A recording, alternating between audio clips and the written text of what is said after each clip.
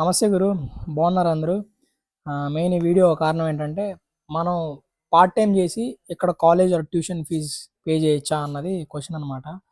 దీనికి ఆన్సర్ ఏంటంటే, నాకు తెలిసైతే ఇంపాసిబుల్ అనమాట. ఎట్లా అంటే ఆల్రెడీ మనం 70%, 100% కాలేజ్ ఫీజు కట్టేస్తాం ఐలాండ్కి వచ్చే ముందే, వీసా డ్రాప్ చేసే ముందు. తర్వాత ఇక్కడికి వచ్చిన తర్వాత పార్ట్ టైమ్స్ కష్టంగా ఉన్నాయి. చాలామంది ఇంకా 4 మంత్స్గా పార్ట్ టైమ్స్ రాకుండా ఉన్నారనమాట.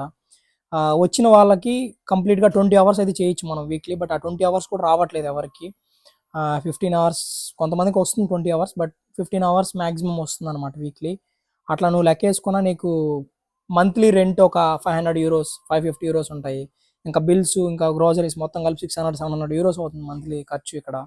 సో నీకు వచ్చిన 15 అవర్స్, 10 అవర్స్ పార్ట్ టైంతో నువ్వు కంప్లీట్గా హౌస్ రెంట్కి వీటన్నిటి మేనేజ్ చేయడమే కష్టం. అలాంటిది ట్యూషన్ ఫీ మేనేజ్ చేయడం అనేది చాలా కష్టం అనమాట. ఆలోచించండి. Thank you.